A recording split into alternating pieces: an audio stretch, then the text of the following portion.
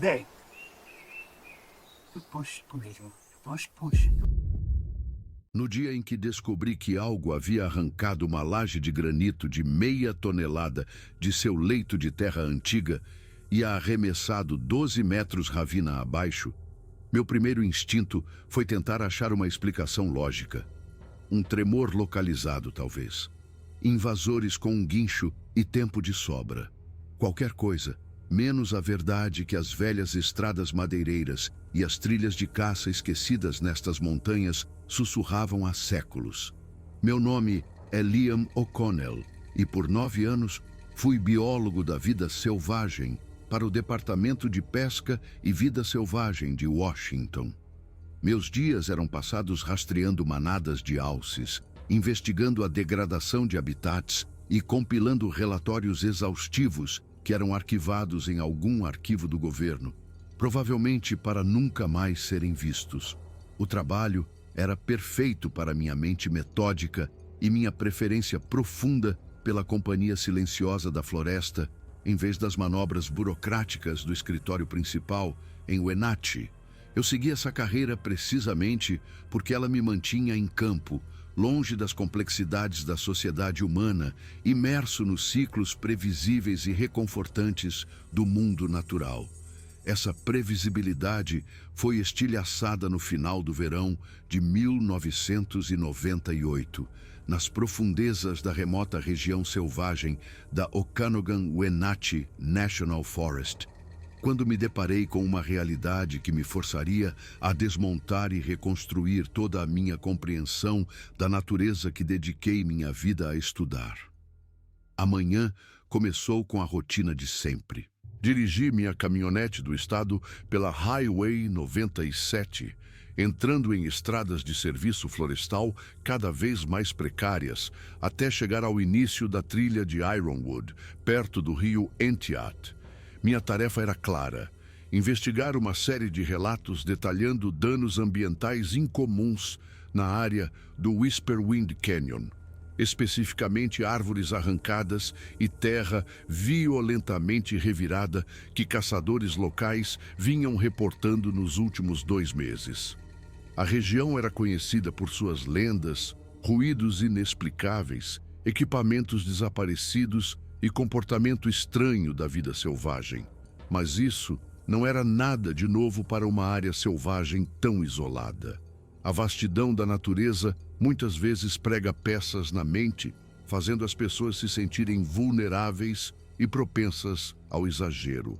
Minha supervisora, uma bióloga perspicaz e pragmática chamada Dra. Evelyn Reed, que gerenciava nossas operações de campo regionais, estava cética em relação aos relatos, até que um topógrafo do serviço florestal, chamado Dave Miller, registrou um relatório de incidente formal descrevendo o que ele chamou de perturbação ambiental inexplicável e agressiva nos trechos superiores do cânion. Dave era um veterano de 25 anos, um homem de competência discreta que não era dado a fantasias. Quando ele visitou nosso escritório 4 dias antes, parecia genuinamente abalado. Evelyn me passou o arquivo dele naquela manhã, sua própria curiosidade profissional aguçada, apesar de sua natureza cautelosa. O'Connell, preciso que você vá até lá e veja o que deixou o Dave Miller tão assustado, ela disse, batendo com uma pasta na minha mesa. Ele alega que há danos inconsistentes com qualquer padrão animal conhecido ou intervenção humana. Árvores quebradas como gravetos, pedras movidas, esse tipo de coisa. Provavelmente é só um urso pardo territorial ou jipeiros ilegais, mas precisamos documentar isso direito. Eu assenti, minha mente já repassando a lista de equipamentos. Para quando você precisa de mim lá? Para ontem, se fosse possível. Leve suprimentos para 1 semana. A área que Miller indicou fica a uns 24 quilômetros do início da trilha de Ironwood. É um terreno acidentado, a maior parte fora da trilha. Você vai precisar montar um acampamento base e conduzir um levantamento ecológico completo da zona designada. Evelyn abriu um mapa topográfico detalhado em seu monitor. A atividade parece estar concentrada aqui, neste sistema de drenagem entre o Whisperwind Canyon e a Serpent's Ridge. São cerca de 26 quilômetros quadrados de terreno íngreme e densamente florestado. Ela me olhou com uma expressão séria. Liam, preciso de um trabalho minucioso nisso. Se estiver ocorrendo destruição genuína de habitat, precisamos identificar a fonte e documentar o impacto. Se for só o Miller ficando nervoso com um urso de mau humor, preciso que isso seja confirmado também. Não podemos ter nossos parceiros federais registrando relatórios de pânico toda vez que uma árvore cai na floresta. Agora, 7 horas depois, eu estava a 6 quilômetros de caminhada e já havia encontrado evidências que corroboravam o relatório alarmante de Miller. Um enorme abeto de Douglas, com pelo menos um século de idade e mais de 1 metro de diâmetro, jazia despedaçado atravessando a trilha. Não havia sido serrado e não havia marcas de queimadura de um raio ou qualquer sinal de podridão. A árvore tinha sido simplesmente empurrada com uma força tão imensa que arrancou todo o torrão de raízes, uma massa emaranhada de terra e madeira do tamanho de um carro pequeno, do chão. Fotografei de todos os ângulos possíveis, anotando em meu diário de campo que a direção de sua queda era perpendicular aos padrões de vento predominantes do vale. As árvores ao redor estavam intactas, o que descartava uma micro-rajada de vento ou qualquer outro evento meteorológico. 100 metros adiante na trilha, encontrei a laje de granito que mencionei. Um pedaço colossal de rocha que havia sido violentamente deslocado. A depressão onde ela repousara por eras ainda estava exposta, uma cicatriz pálida no chão escuro da floresta. Mas a rocha em si havia sido movida a uma distância significativa, agora presa contra um aglomerado de cicutas jovens. Fiz um cálculo rápido de volume na minha cabeça. Sendo conservador, pesava meia tonelada, provavelmente mais. Mover aquilo exigiria uma equipe de pessoas com equipamento pesado ou uma única fonte de força quase inimaginável. No entanto, o chão da floresta ao redor estava intocado, sem nenhum sinal de maquinário, sem marcas de pneus, sem marcas de arrasto, nada além de solo intacto e agulhas de pinheiro caídas. Passei meia hora examinando meticulosamente o local, coletando amostras de solo, fotografando os padrões de deslocamento e buscando desesperadamente por qualquer explicação que se encaixasse nos parâmetros conhecidos do comportamento da vida selvagem ou da atividade humana. Ursos negros podiam ser destrutivos, mas não nessa escala monumental. Ursos pardos, embora presentes nessas montanhas, raramente exibiam esse tipo de poder focado e aparentemente sem propósito. Garimpeiros ilegais teriam deixado vestígios óbvios de seus equipamentos. Registrei todas as minhas descobertas com um distanciamento clínico e segui em frente, adentrando mais fundo na bacia do Whisperwind Canyon. O sol do final da tarde se inclinava através do dossel denso, criando aquela luz única, quase catedralesca, de uma floresta antiga, onde os troncos maciços de árvores centenárias engoliam a luz do dia, deixando o subbosque em um estado de crepúsculo perpétuo. A beleza era profunda, mas me dei conta de uma anomalia perturbadora. Os sons constantes e ambientes da floresta, o chamado dos pássaros, o zumbido dos insetos, o ciciar dos esquilos estavam conspicuamente ausentes. Em meus anos de trabalho de campo, aprendi que a floresta se cala por apenas alguns motivos. A presença de um grande predador, a intrusão de humanos ou alguma outra ameaça que desencadeia um medo coletivo e instintivo em seus habitantes. Não vi nenhum perigo óbvio. E o silêncio era profundo e generalizado demais para ser causado apenas pela minha presença. A trilha ficou mais íngreme, seguindo o leito de um riacho que estava quase seco no calor do final do verão. Parei para beber do meu cantil, e consultar meu mapa topográfico. De acordo com o relatório de Miller, os danos mais significativos estavam concentrados cerca de 5 quilômetros à frente, em uma seção onde o cânion se alargava em um pequeno e isolado vale cercado por mata fechada. Olhei meu relógio. Eram quase 5 da tarde. Decidi acampar no vale e começar meu levantamento sistemático ao amanhecer. Enquanto eu dobrava o mapa, me preparando para continuar, um som ecoou por entre as árvores que me fez congelar. 3 impactos secos e percussivos, uniformemente espaçados, cada um uma batida nítida de madeira contra madeira. O som se originou de algum lugar à frente, talvez a uns 800 metros de distância. Fiquei imóvel, ouvindo com cada fibra do meu ser. Após um breve silêncio, o som se repetiu, o mesmo ritmo deliberado, o mesmo espaçamento ressonante. 3 batidas distintas. Minha mente correu pelas possibilidades. Um caminhante com bastões de trekking, um pica-pau, madeira morta caindo. Mas nenhuma das explicações parecia certa. O som era forte demais, intencional demais, com um ritmo perfeito demais. Parecia projetado não como uma ocorrência aleatória, mas como um sinal destinado a ser ouvido a uma grande distância. Continuei pela trilha, meus sentidos agora em alerta máximo, movendo-me com um novo nível de cautela. 20 minutos depois, descobri a primeira pegada. Estava impressa em uma mancha de terra úmida perto de uma pequena nascente, uma impressão perfeita e profunda. Meu treinamento profissional assumiu o controle instantaneamente. Ajoelhei-me ao lado dela, pegando minha câmera e fita métrica.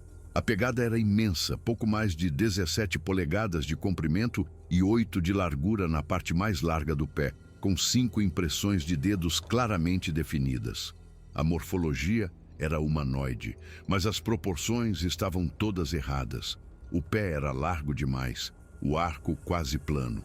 Os dedos mais grossos e mais abertos do que qualquer pé humano que eu já tinha visto. A profundidade da impressão sugeria uma criatura de peso enorme.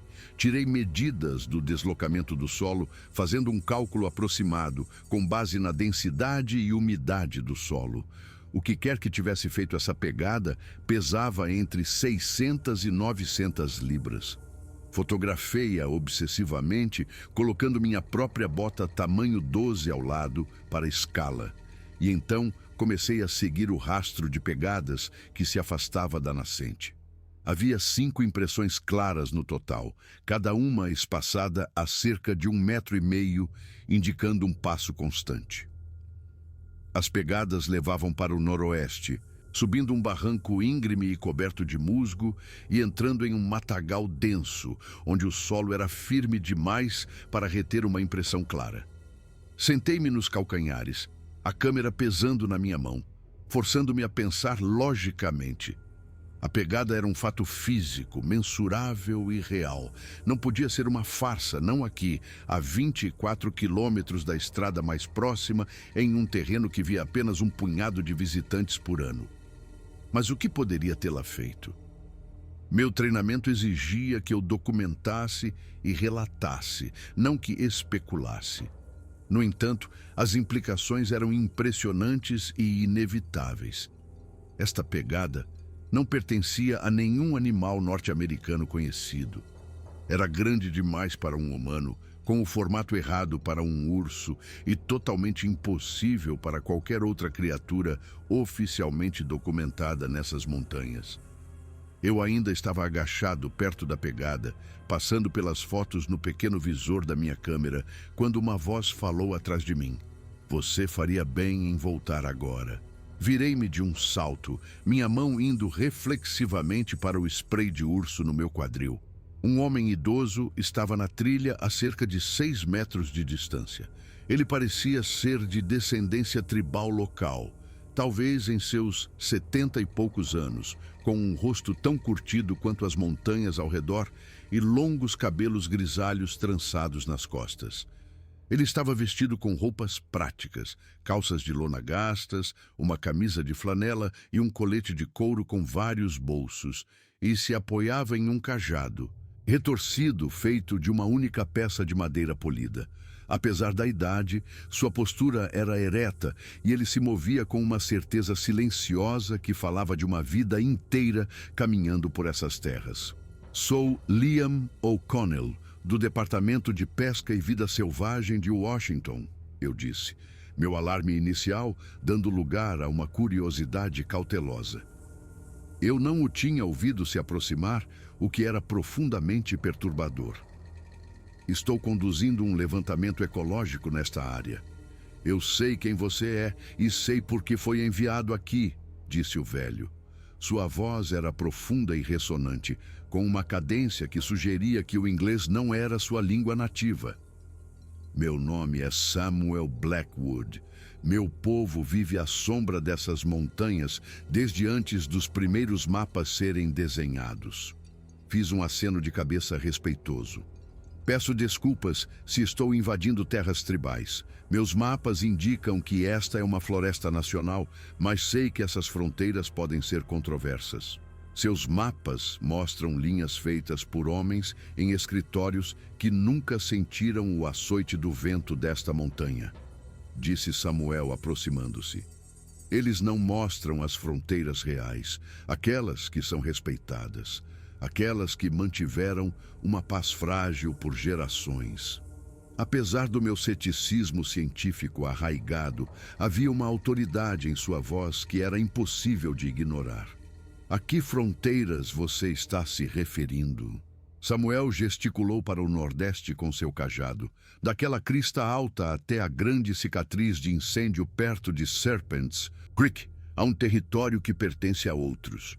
Meu povo tem um acordo de longa data com eles. Honramos suas terras. Deixamos oferendas em seus marcos. Em troca, eles nos permitem caçar e coletar nos vales mais baixos sem problemas. Os outros, repeti, escolhendo minhas palavras com cuidado. Você está falando do que quer que tenha feito essas pegadas? Os olhos escuros e inteligentes de Samuel encontraram os meus sem vacilar. Você viu os sinais. As árvores movidas por uma força que nenhuma máquina pode igualar. A terra rasgada por mãos que não deixam os rastros que você foi treinado para reconhecer. Você é um homem da ciência, Liam O'Connell. Você documenta o que observa. Então, observe isto. Existem seres nestas montanhas que sua ciência se recusou a reconhecer. Seres que estavam aqui muito antes do primeiro de seus ancestrais pisar neste continente. Meu povo os chama de gigantes silenciosos. Você pode ter outros nomes para eles. Um pavor frio, misturado com uma estranha excitação, tomou conta de mim. Você está me dizendo que o Bigfoot, que eles são reais e que vivem aqui? Esses são nomes dados por forasteiros.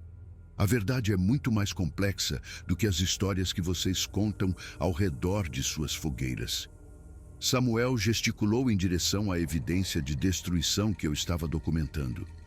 Este dano que você foi enviado para investigar não é aleatório.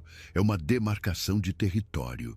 Os gigantes silenciosos estão enviando um aviso ao seu povo para ficar longe, para respeitar o território que sempre foi deles. Agradeço o contexto cultural, eu disse lentamente, tentando processar a enormidade do que ele estava sugerindo. Mas tenho um trabalho a fazer. Sou obrigado a pesquisar toda esta bacia e documentar todas as perturbações ambientais. Então, você cruzará para o território deles, e isso seria um erro grave, disse Samuel, sua expressão tornando-se solene. Mas vejo a determinação em seus olhos. Então, vou lhe dizer o que você precisa saber. Os gigantes silenciosos não são animais, não importa como sua ciência queira classificá-los. Eles possuem linguagem, cultura e estruturas familiares complexas. Eles constroem abrigos, fabricam ferramentas, ensinam seus jovens. Eles têm memórias longas e neste momento eles estão assustados e com raiva. Algo invadiu seus santuários mais profundos. Algo que cria explosões altas que fazem a terra tremer e rasga o chão. Eles estão sendo expulsos de seus territórios ancestrais, forçados para mais perto das fronteiras, e isso os tornou perigosamente defensivos. Pensei na pegada, na rocha deslocada, no abeto quebrado. Que tipo de explosões? Não sei ao certo. Samuel enfiou a mão em um bolso de seu colete e tirou uma fotografia amassada e gasta. Mas há 4 meses, durante uma reunião em um de nossos locais sagrados de encontro, uma matriarca dos gigantes silenciosos me mostrou isso. Ele me entregou a foto. Retratava uma seção da floresta que havia sido completamente obliterada. As árvores estavam estilhaçadas e espalhadas como palitos de fósforo quebrados. O chão estava queimado e rasgado, e no centro da devastação havia uma cratera circular e profunda, talvez com 9 metros de diâmetro. A destruição dentro daquele raio era absoluta, diminuindo gradualmente com a distância. O que fez isso? Perguntei, olhando para a imagem. Nós não sabemos, mas 5 locais como este foram descobertos nas terras altas nos últimos 5 meses. Cada vez que os gigantes silenciosos encontram um, eles movem suas famílias para mais longe da área. Eles estão sendo sistematicamente expulsos das terras que ocupam há milhares de anos. Você relatou isso a alguém? Ao serviço florestal? Ao meu departamento? Samuel deu um sorriso fraco e amargo. E dizer a eles o quê? Que seres cuja existência seu governo nega estão sendo aterrorizados por explosões misteriosas na natureza? Eles me descartariam como um velho supersticioso. Mas você viu as evidências com seus próprios olhos. Você sabe que algo está acontecendo aqui que desafia suas explicações convencionais. Ele estava certo. A pegada era inegável. A destruição era real. E se houvesse múltiplos locais, como o da fotografia, isso constituiria uma grande catástrofe ambiental que se enquadrava diretamente na minha jurisdição para investigar. Você vai me ajudar? Perguntou Samuel, sua voz baixa e urgente. Você usará sua posição para descobrir o que está acontecendo na floresta profunda? Não por curiosidade, mas porque o que quer que esteja causando isso está ameaçando um equilíbrio que existe nestas montanhas desde tempos imemoriais. Olhei da fotografia para a pegada maciça ao lado da nascente. Minha mente científica estava em guerra com as implicações do que eu estava vendo e ouvindo. Mas minha carreira foi construída sobre a base da evidência, e a evidência diante de mim era irrefutável. Sim, eu disse. Vou investigar, mas vou precisar da sua ajuda. Se vou vasculhar a natureza selvagem, preciso saber como evitar conflitos com esses seres, como demonstrar respeito, como me mover por suas terras sem causar um confronto. Um sorriso lento se espalhou pelo rosto curtido de Samuel. Então temos um acordo. Monte seu acampamento no vale à frente. É um lugar seguro, terreno neutro. Esta noite, quando a lua estiver alta, irei ao seu acampamento e lhe ensinarei o que você precisa saber. Amanhã, eu o levarei para conhecer uma de suas matriarcas, se ela consentir em vê-lo. Ela? Eles têm famílias, laços sociais complexos. A fêmea mais velha do clã com quem me comunico é sua líder, sua guardiã da sabedoria. Foi ela quem me mostrou a fotografia. Se alguém pode ajudá-lo a entender toda a verdade do que está acontecendo, é ela. Samuel começou a se afastar, depois parou e se virou. Liam O'Connell, o que estou prestes a compartilhar com você é conhecimento sagrado, guardado pelo meu povo por inúmeras gerações. Se você trair essa confiança, se usar isso para fama pessoal ou glória científica, colocará em perigo não apenas os gigantes silenciosos, mas também o relacionamento que cultivamos cuidadosamente com eles ao longo de séculos. Você entende o peso disso? Eu entendo, eu disse com uma solenidade que nunca havia sentido antes. Não estou fazendo isso por reconhecimento, Estou fazendo isso porque é meu dever proteger a vida selvagem e o habitat deste estado. Se algo está ameaçando essas montanhas e os seres que vivem aqui, tenho que saber o que é para poder parar. Bom, então nos vemos esta noite. Ele desceu pela trilha com uma agilidade que desmentia seus anos e desapareceu em uma curva. Fiquei ali por vários longos minutos, a fotografia em minha mão, minha mente atordoada com a conversa. Então coloquei minha mochila nos ombros e continuei em direção ao vale, meu mundo de repente muito maior e mais misterioso do que eu jamais imaginei. Cheguei ao vale que Samuel descreveu uma hora antes do anoitecer. Era um prado pequeno e abrigado com talvez 300 metros de diâmetro, cercado por cedros e pinheiros antigos. Um riacho claro dividia a clareira, oferecendo uma fonte de água fresca, e o terreno plano era ideal para um acampamento. Pude ver os traços tênues de acampamentos anteriores, um anel de pedras para fogueira bem usado, alguns troncos posicionados como bancos, a terra compactada onde tendas já estiveram.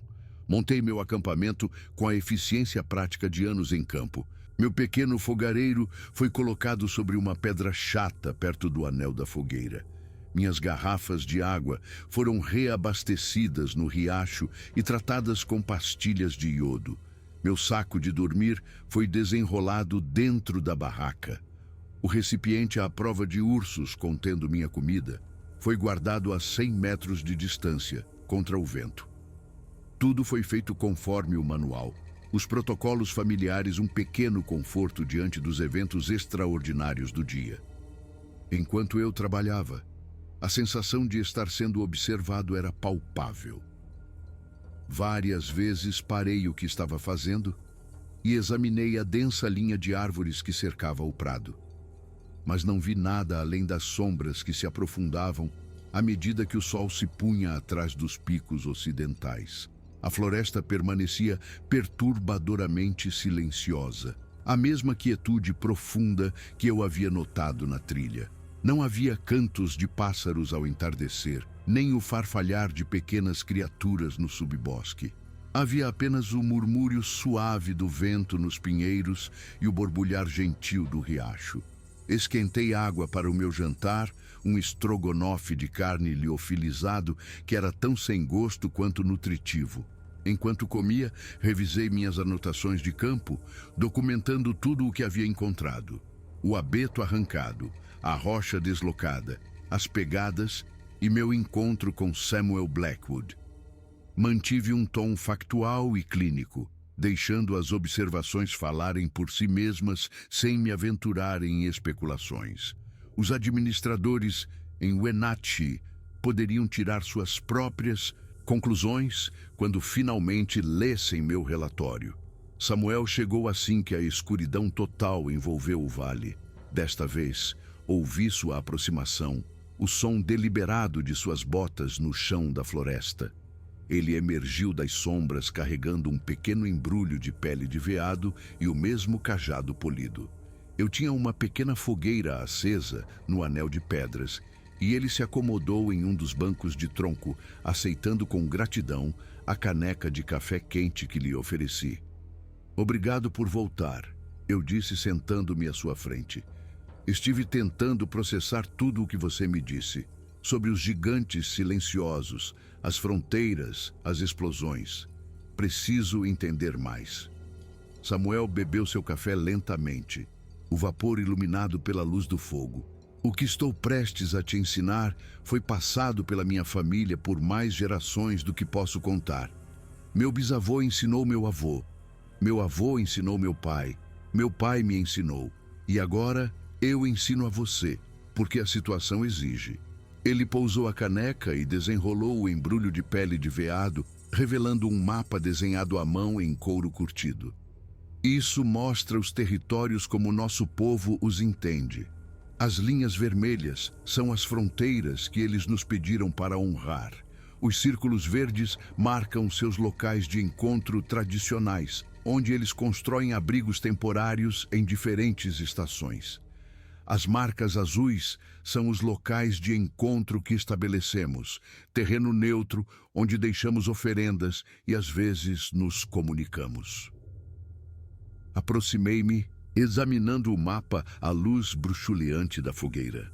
Ele retratava uma vasta extensão de território selvagem, estendendo-se da crista das Cascatas no oeste até o rio Colômbia no leste, um território cobrindo centenas de quilômetros quadrados da natureza mais remota e inacessível.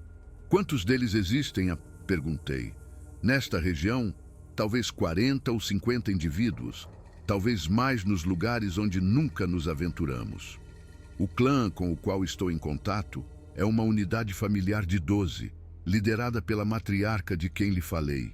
Eles são seminômades, seguindo a disponibilidade sazonal de alimentos, mas têm territórios centrais que defendem ferozmente. Há quanto tempo sua tribo está em contato com eles? Samuel ficou em silêncio por um momento, seu rosto uma máscara de sombras e luz. As histórias orais do nosso povo falam dos gigantes silenciosos desde que vivemos nestas montanhas, por milhares de anos.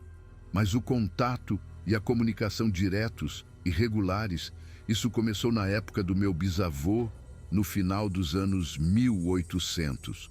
Houve um inverno terrível, 1888, quando ambos os nossos povos estavam passando fome. Um caçador da minha aldeia, desesperado para alimentar sua família, rastreou uma cabra da montanha até as terras altas, muito além de nossos terrenos de caça habituais. Ele feriu o animal, mas ele escapou para o território dos gigantes silenciosos. Ele o seguiu, sabendo que estava quebrando a tradição, mas movido pela fome de seus filhos. Samuel atiçou o fogo com um graveto, enviando uma chuva de faíscas para o céu estrelado. Ele encontrou a cabra, mas eles a encontraram primeiro, um grupo familiar tão faminto quanto seu próprio povo. O caçador poderia ter tentado lutar com eles pela caça, mas ele viu os filhotes deles, frágeis e fracos. Ele fez uma escolha. Pegou apenas uma pequena porção, o que podia carregar facilmente, e deixou o resto para eles. Quando voltou ao mesmo local 3 dias depois, encontrou uma pilha de trutas recém-pescadas dispostas sobre uma rocha plana. Muito mais do que sua família precisava. Os gigantes silenciosos haviam compartilhado de suas próprias provisões. Esse foi o começo do entendimento. Foi o começo do relacionamento.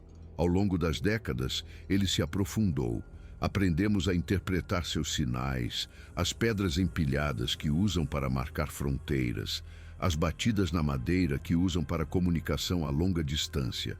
Eles, por sua vez, aprenderam a confiar que respeitaríamos seu espaço e compartilharíamos nossos recursos quando pudéssemos. Nos encontramos em épocas específicas, nos solstícios e equinócios, em lugares que ambos os nossos povos consideram sagrados. Trazemos para eles oferendas de salmão defumado, carne de veado seca e frutas silvestres. Eles nos trazem conhecimento. Para onde as manadas de alces estão se movendo, quando pumas estão caçando em uma área onde encontrar ervas medicinais raras, é uma parceria, Liam. 2 povos compartilhando a mesma terra, cada um honrando o que o outro precisa para sobreviver. Pensei na relação do mundo moderno com a vida selvagem, uma história de extermínio, exploração e tentativas tardias e muitas vezes desajeitadas de conservação. O que Samuel descreveu era um modelo de coexistência que parecia quase mítico na era moderna. Por que eles não se revelam ao resto do mundo? Esse reconhecimento não lhes daria proteção? A risada de Samuel foi um latido curto e agudo. Proteção? Olhe o que seu povo fez com o lobo, o urso pardo, o búfalo. Vocês tentaram varrê-los da face da terra ou os capturaram e os colocaram em jaulas para serem estudados. Os gigantes silenciosos são inteligentes, Liam, muito mais inteligentes do que a maioria dos humanos está disposta a admitir. Eles observaram por milênios, enquanto sua espécie conquistava e consumia tudo em seu caminho. Eles viram o que aconteceu com os povos nativos deste continente quando os colonos chegaram. Eles são sábios o suficiente para permanecerem escondidos, para sobreviverem nas margens onde seu mundo raramente se dá ao trabalho de olhar. Ele tirou um pequeno tambor de mão de uma bolsa de couro, sua superfície pintada com símbolos que eu não reconheci. Esta noite, vou te ensinar a cerimônia de chamado. Se você vai entrar em suas terras, eles devem saber que você está vindo e que não pretende fazer mal. Se eles concordarem em se encontrar, eles responderão. Se não, ele deu de ombros. Então você deve voltar e respeitar a decisão deles. Como funciona? Eu toco um ritmo específico, um padrão passado de geração em geração. Seu significado é simples. Viemos em paz, solicitamos um encontro, trazemos respeito. Então, ouvimos a resposta deles. Se eles aceitarem, você ouvirá seus chamados, vocalizações que sinalizam a disposição para se encontrar. Samuel se levantou, segurando o tambor. Mas primeiro, há protocolos que você deve aprender. Quando os vir, não faça movimentos bruscos. Não mantenha contato visual direto por muito tempo. Eles percebem isso como uma ameaça. Não tente tocá-los, a menos que eles iniciem o contato. Fale com uma voz calma e firme. Eles entendem a intenção e o tom, mesmo que não entendam suas palavras específicas. E você deve trazer uma oferenda. Tenho um pouco de salmão seco na minha mochila que você pode levar amanhã. Pelas 2 horas seguintes, sob o vasto céu salpicado de estrelas, Samuel me ensinou tudo o que sabia sobre interagir com os seres que ele chamava de gigantes silenciosos. Ele descreveu seus métodos de comunicação, batidas na madeira, vocalizações complexas e linguagem corporal sutil. Ele me mostrou como reconhecer seus marcos territoriais. Pedras cuidadosamente empilhadas, galhos torcidos em formas específicas e marcas de arranhões em árvores em alturas que nenhum urso poderia alcançar. Ele explicou seus movimentos sazonais, onde era provável encontrá-los em diferentes épocas do ano. Ele me disse que eram onívoros. Sua dieta, consistindo principalmente de peixes, raízes, frutas e pequenos animais. Eles construíam abrigos temporários com galhos e cascas entrelaçados, movendo seus acampamentos a cada poucas semanas para evitar o esgotamento dos recursos de uma única área. Eles cuidavam de seus doentes e idosos, às vezes carregando membros da família feridos por quilômetros até locais seguros. Eles tinham uma cultura, Samuel enfatizou. Faziam ferramentas simples de pedra e madeira. Enterravam seus mortos com cerimônia. Comunicavam-se a vastas distâncias usando um sistema de chamados e tambores. Eram um povo, apenas não um povo humano, e essa distinção era crucial.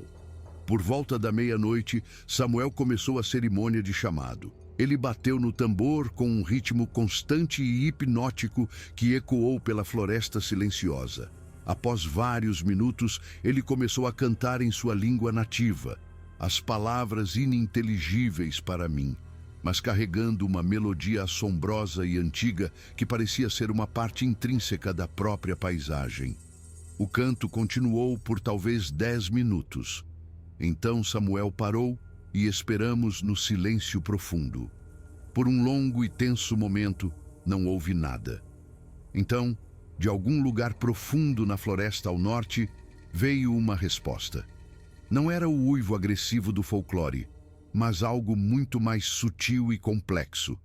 Uma série de vocalizações baixas e ressonantes, subindo e descendo de tom, que pareciam ser uma resposta direta à canção de Samuel.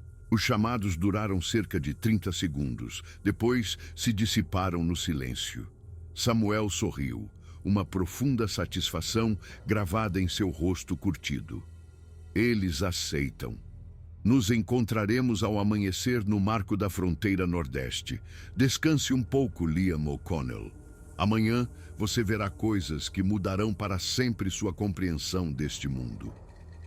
Ele guardou seu tambor e se preparou para partir. Voltarei antes do nascer do sol. Esteja pronto para caminhar. É uma jornada de 2 horas por terreno difícil para chegar ao local do encontro. E lembre-se, o que você testemunhar amanhã deve ser protegido. A sobrevivência desses seres depende de seu segredo. Eu prometo, eu disse. Vou documentar isso para minha investigação, mas não revelarei a existência deles ao público. Samuel estudou meu rosto por um longo momento, à luz da fogueira. Depois assentiu. Você é um homem de honra. Agora entendo por que os espíritos o guiaram a este lugar. Durma bem. Ele se dissolveu de volta na escuridão, deixando-me sozinho com meus pensamentos e o fogo crepitante. Tentei dormir, mas consegui apenas algumas horas agitadas. Minha mente, um turbilhão de antecipação e incredulidade persistente. Uma parte de mim ainda esperava acordar e descobrir que tudo isso era um sonho elaborado, provocado pela altitude e pelo isolamento. Mas quando saí da minha barraca às 4:30 da manhã seguinte, Samuel já estava lá, sentado junto às brasas da fogueira, esperando com uma paciência que parecia tão antiga quanto as próprias montanhas. Tomamos um café da manhã rápido com barras de granola e café instantâneo. Depois, preparamos mochilas leves com água, minha câmera, cadernos e a oferenda de salmão defumado que Samuel havia trazido. Assim que a primeira luz pálida do amanhecer começou a se filtrar pelo dossel da floresta, partimos, caminhando para o nordeste, seguindo trilhas que não existiam em nenhum mapa que eu já tinha visto. O terreno era punitivamente íngreme, forçando-nos a escalar encostas rochosas e a abrir caminho por um subbosque denso que parecia determinado a repelir qualquer intrusão humana. Samuel se movia com a confiança sem esforço de quem caminhou por esses caminhos a vida inteira, sua idade parecendo não ser um empecilho. Eu o seguia de perto, meus anos de trabalho de campo me permitindo manter o ritmo, embora meus pulmões ardessem com o esforço. Caminhamos por quase 2 horas, subindo firmemente até emergirmos em um pequeno platô envolto em névoa, cercado por colossais cedros antigos. As árvores aqui eram magníficas, algumas com facilmente 600 anos, com troncos de 3 metros de diâmetro. A luz do sol da manhã perfurava o dossel em feixes dourados, iluminando uma clareira natural coberta por uma espessa camada de musgo e samambaias. E lá, do outro lado da clareira, paradas perfeitamente imóveis nas sombras da linha das árvores, estavam 3 figuras que me deixaram sem ar. Eram maciças, inegavelmente reais e totalmente diferentes dos monstros brutos da imaginação popular. As fotografias e filmes granulados que eu tinha visto não me prepararam para a pura presença, a dignidade silenciosa que irradiava deles. A figura central era claramente a matriarca, com quase 2,70 metros de altura, com pelos salpicados de cinza ao redor do rosto e ombros, dando-lhe um brilho quase prateado na luz da manhã. Seu rosto era uma fascinante mistura de características humanas e primatas. Maçãs do rosto altas, um nariz largo e achatado, uma arcada supraciliar proeminente e olhos fundos que nos observavam com uma inteligência calma e penetrante. Ladeando-a estavam outros 2, um pouco menores, mas ainda com bem mais de 2 metros de altura. Um parecia ser um macho, com ombros largos e poderosos e pelos escuros e desgrenhados. A outra parecia ser uma fêmea mais jovem, de constituição mais esguia, com pelos castanho-avermelhados que brilhavam ao sol da manhã. Todos os 3 estavam em uma postura de vigilância atenta, prontos para se mover em um instante, mas não abertamente ameaçadores. Samuel colocou uma mão tranquilizadora no meu braço, um lembrete silencioso para permanecer calmo e respeitoso. Ele então avançou lentamente, parando a cerca de 12 metros das 3 figuras. Ele falou em sua língua nativa, seu tom formal, e deferente. Eu não conseguia entender as palavras, mas a intenção era clara em sua postura e entrega. Uma introdução, uma explicação, um pedido de conversa. A matriarca respondeu com uma série de vocalizações complexas, uma mistura de grunhidos baixos e sons melódicos mais agudos, que carregavam padrões e entonações distintas. Eles estavam conversando, comunicando-se de verdade, de uma maneira que ia muito além dos simples chamados de um animal. Isso era linguagem, estruturada e sutil, transmitindo informações entre seres inteligentes. Samuel se virou para mim e gesticulou para que eu me adiantasse. Pegue a oferenda, mova-se devagar, coloque-a no chão entre nós, depois recue. Minhas mãos tremiam enquanto eu pegava o pacote de salmão embrulhado em pano da minha mochila. Caminhei para a frente com passos deliberados e medidos, agudamente ciente de 6 pares de olhos inteligentes rastreando cada movimento meu, e coloquei a oferenda no chão coberto de musgo. Então recuei para ficar ao lado de Samuel, tentando controlar minha respiração e projetar o profundo respeito que eu genuinamente sentia. A figura masculina avançou, seus passos notavelmente silenciosos para uma criatura de seu tamanho.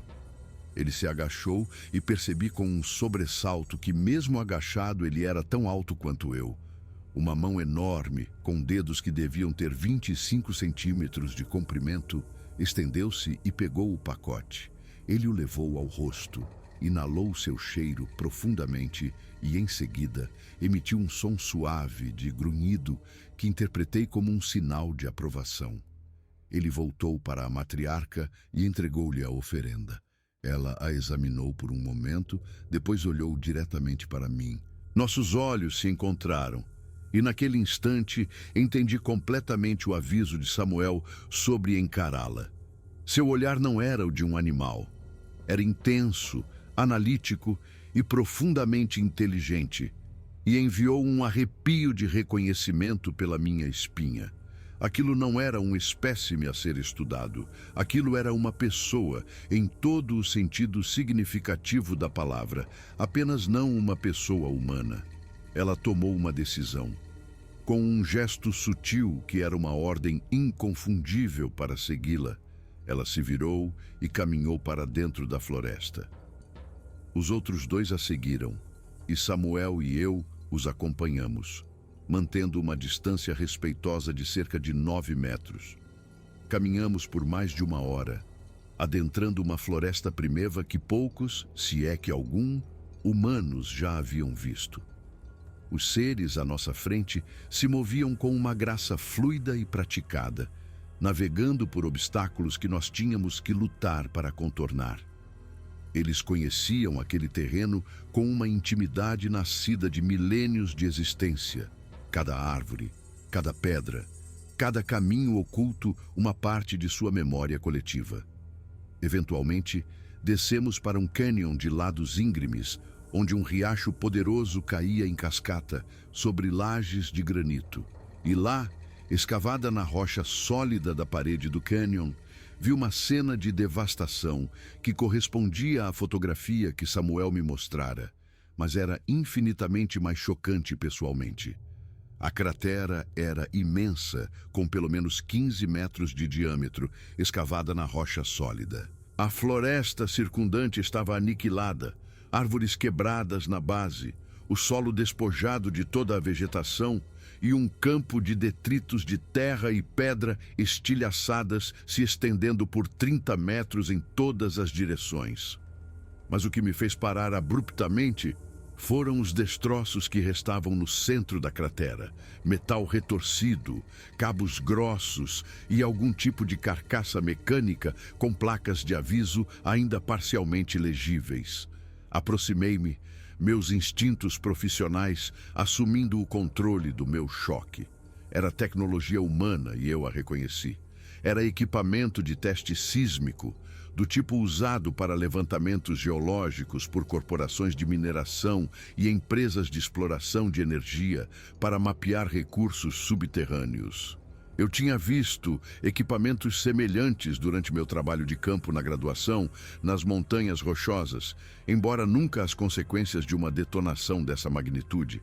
A matriarca soltou uma vocalização aguda e gutural, um som de pura angústia e raiva. Ela gesticulou enfaticamente para a cratera, depois de volta para Samuel e para mim. Seu significado era cristalino. Isto é o que está acontecendo. Isto é o que nos expulsou de nosso lar. Samuel se aproximou, seu rosto sombrio enquanto examinava os destroços. O que é isso, Liam? Equipamento de teste sísmico, eu disse, pegando minha câmera e começando a documentar a cena com uma fúria fria. Empresas de mineração usam altos explosivos para gerar ondas sísmicas. Eles medem como essas ondas refletem em diferentes camadas de rocha para criar um mapa de onde podem estar depósitos valiosos de minerais ou petróleo e gás. Este equipamento não deveria estar aqui. Esta é uma área selvagem designada. Nenhuma exploração comercial deste tipo deveria ser permitida. Mas alguém está fazendo isso de qualquer maneira. Aparentemente. Fotografei a cratera de todos os ângulos, tirando medidas e documentando o equipamento espalhado. Consegui distinguir o logotipo da empresa em um pedaço de metal retorcido. North Star Geotech.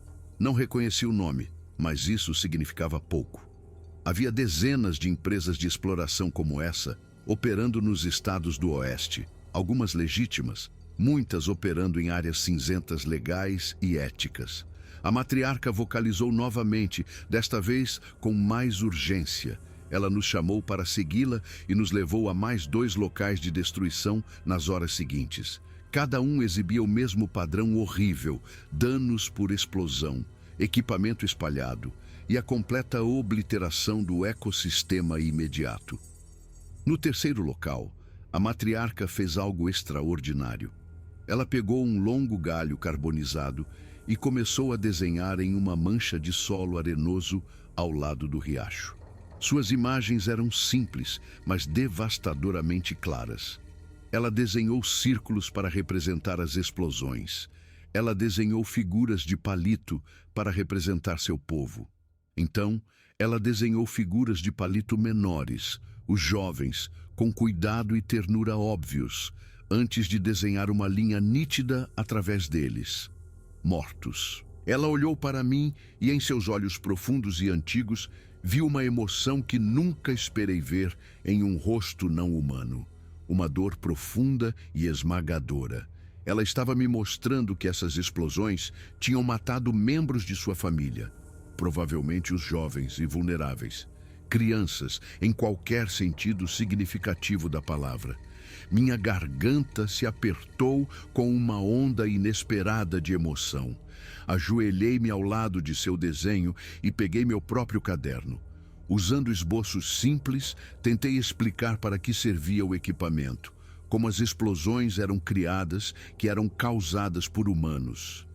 Desenhei um grande prédio, tentando transmitir o conceito de uma empresa, e depois desenhei um grande X sobre ele, tentando comunicar que essa atividade poderia ser interrompida. A matriarca observou cada movimento meu, seus olhos inteligentes estudando meus desenhos.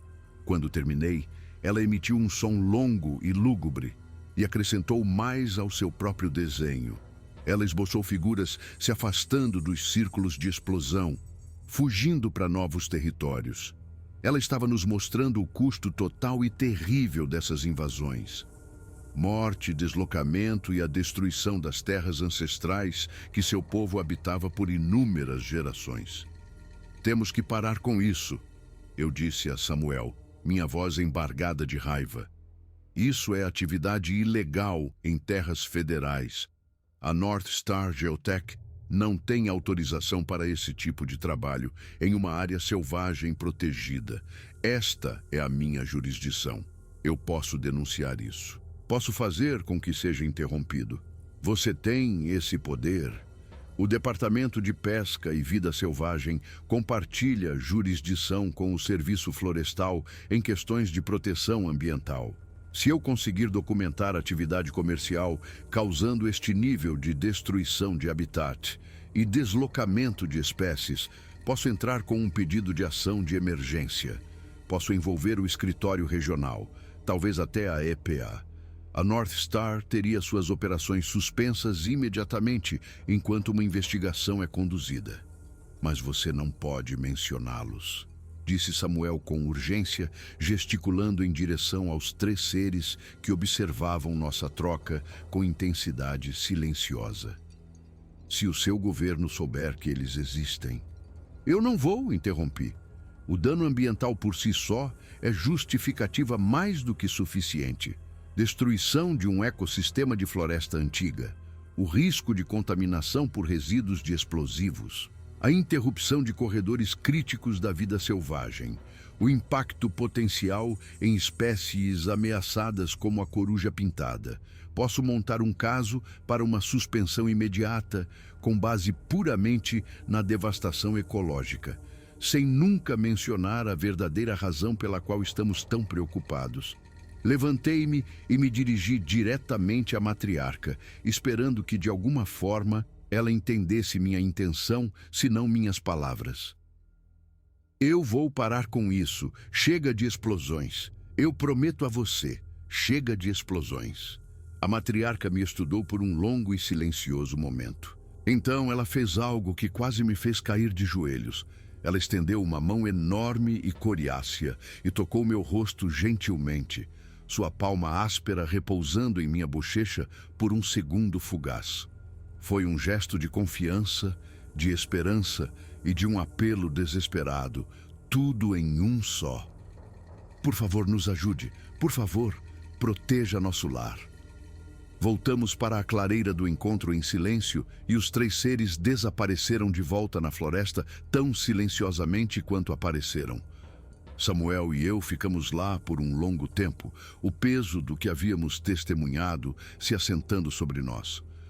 É por isso que seu povo manteve este contato por todos esses anos, eu disse, finalmente quebrando o silêncio. Não é apenas para benefício mútuo.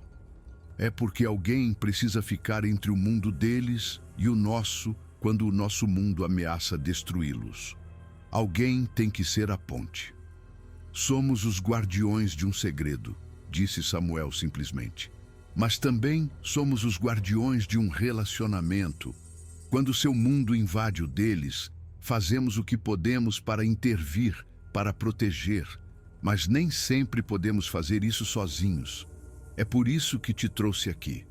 Você tem uma autoridade que eu não tenho. Você pode tomar ações que eu não posso. Farei tudo ao meu alcance, prometi. Os 10 dias seguintes foram um borrão de atividade frenética. Voltei para minha caminhonete, dirigi diretamente para o escritório regional em Wenatchee e compilei o pedido de ação de emergência mais abrangente e urgente da minha carreira. Eram 52 páginas de documentação meticulosa, cheias de fotografias de todos os 3 locais de explosão, uma análise detalhada dos destroços do equipamento, resultados de testes de contaminação do solo que mostravam altos níveis de resíduos de explosivos e uma avaliação completa do habitat, detalhando os danos catastróficos ao ecossistema da floresta antiga. Identifiquei a North Star Geotech e documentei sua completa falta das licenças necessárias para testes explosivos em uma área selvagem protegida. Entrei em contato com o escritório regional da Agência de Proteção Ambiental e a Divisão de Fiscalização do Serviço Florestal. Trabalhei 16 horas por dia, escrevendo relatórios, dando briefings e pressionando implacavelmente a máquina burocrática para se mover com uma velocidade à qual não estava acostumada.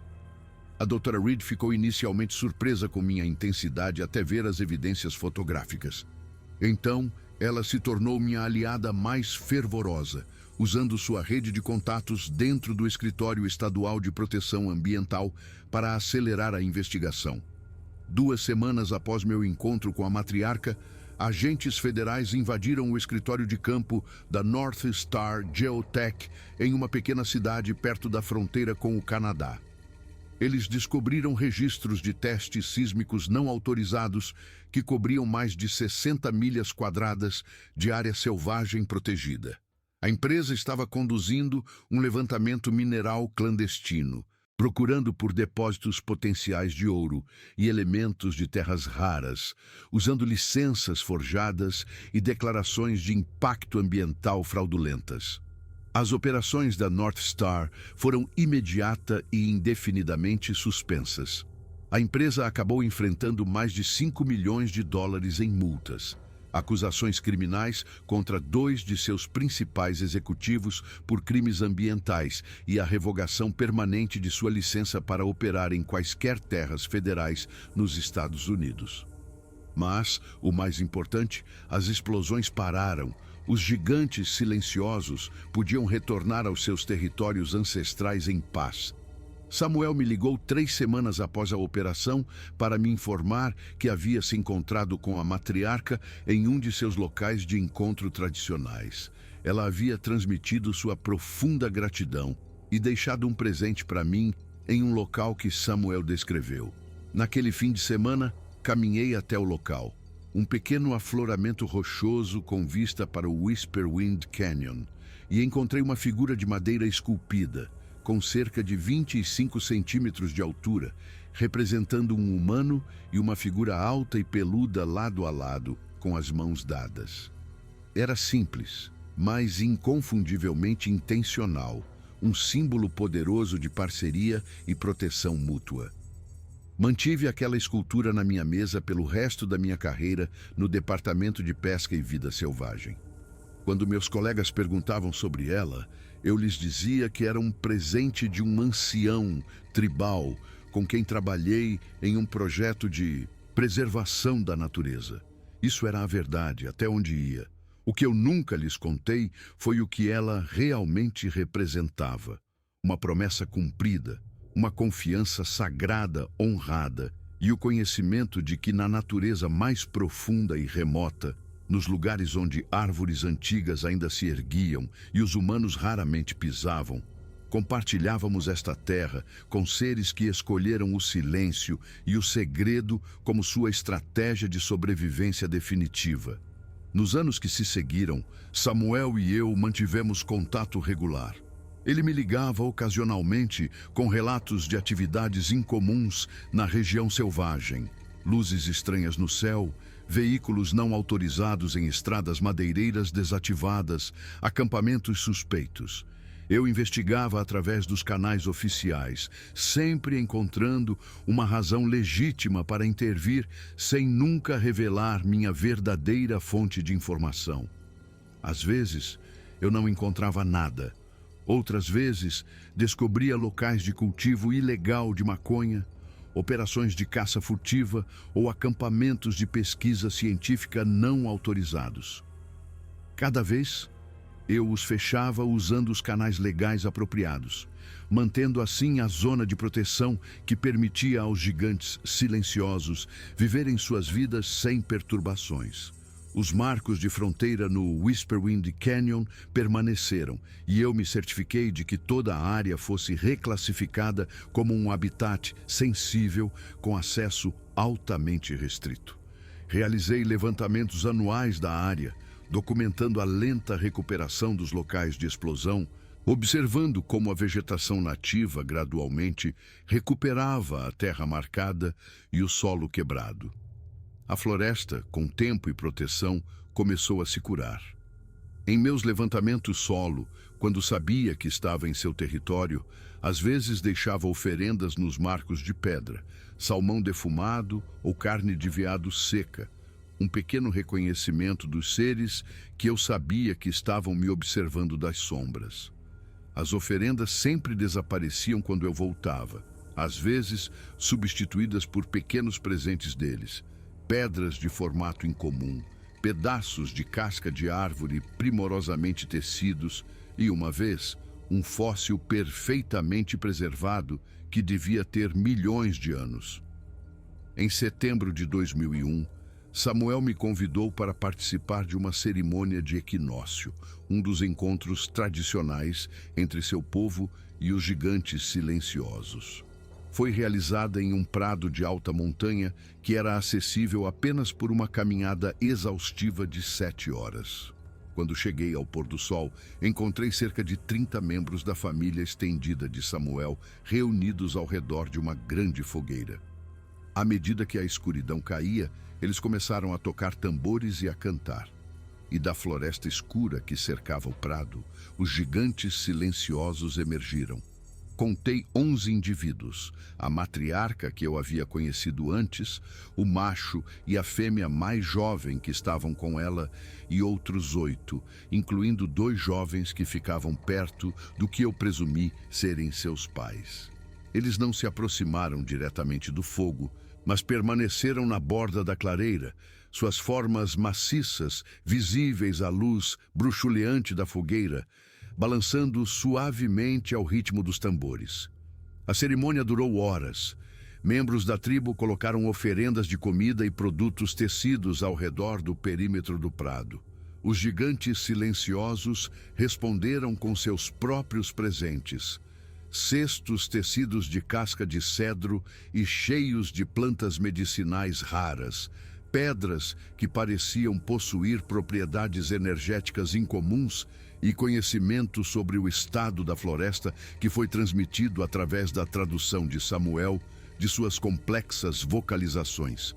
Foi a experiência mais profunda e comovente da minha vida, testemunhar essa troca sagrada entre 2 povos que mantiveram um pacto de paz e cooperação por gerações, enquanto o resto do mundo permanecia completamente ignorante da existência dos gigantes silenciosos.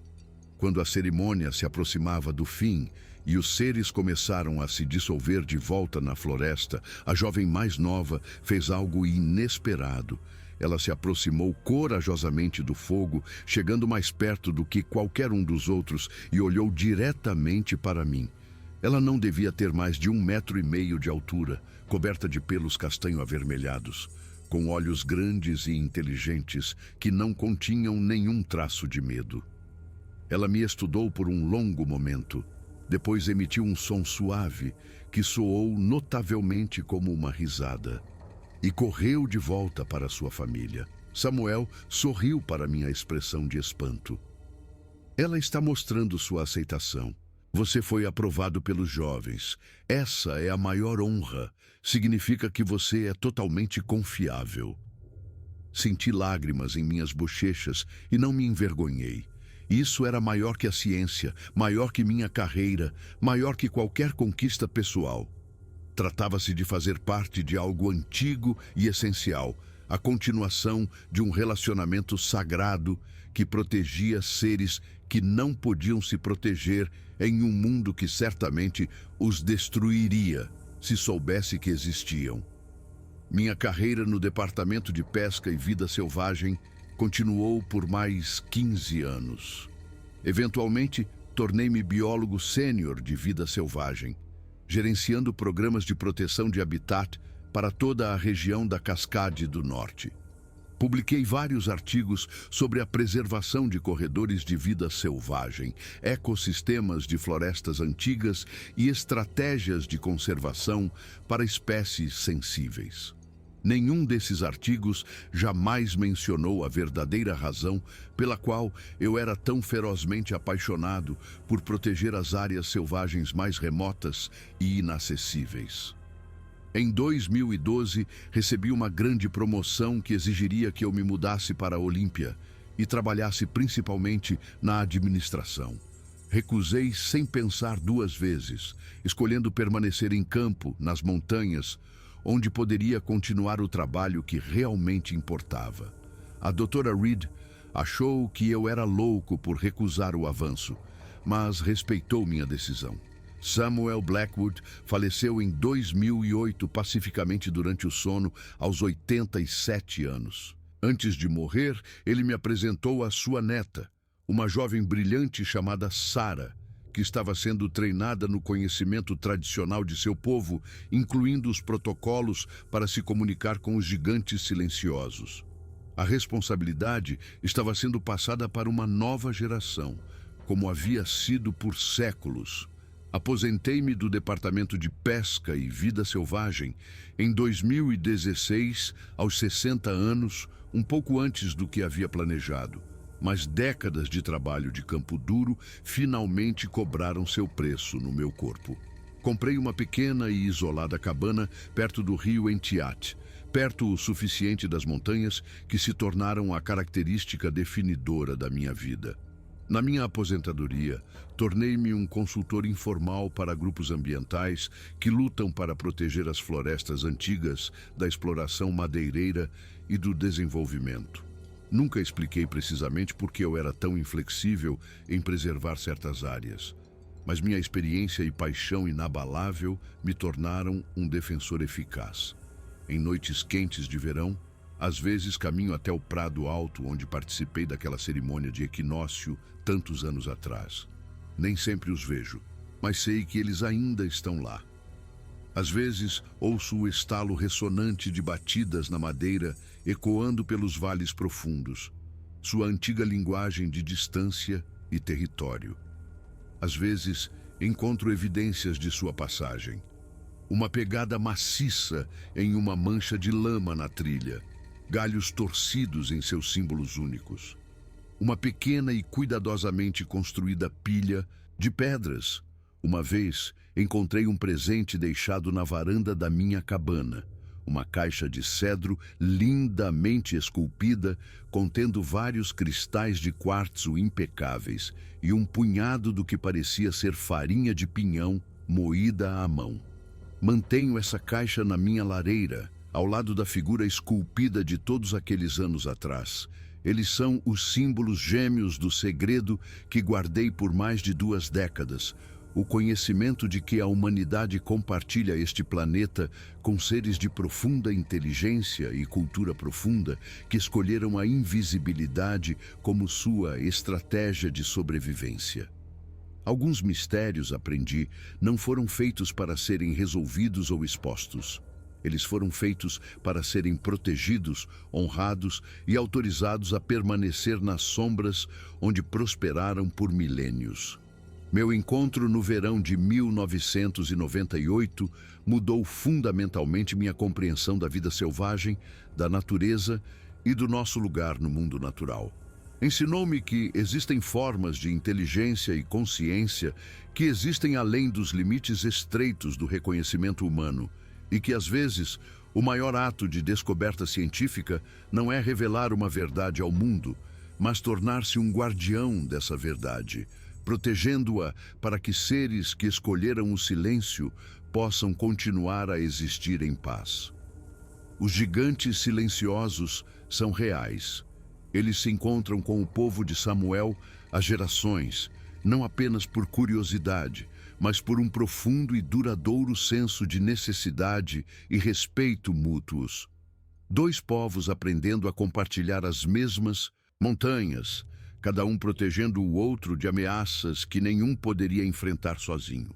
E agora sou parte desse antigo pacto, uma ponte entre 2 mundos, vigiando florestas que guardam muito mais do que apenas árvores e trilhas. Elas guardam o último refúgio de seres que sobreviveram permanecendo escondidos, e passarei o resto da minha vida garantindo que eles possam continuar a fazê-lo. Porque alguns conhecimentos são perigosos demais para serem compartilhados. Alguns seres são preciosos demais para serem expostos. E algumas responsabilidades são sagradas demais para serem abandonadas. As montanhas guardam seus segredos, e eu também guardo os meus.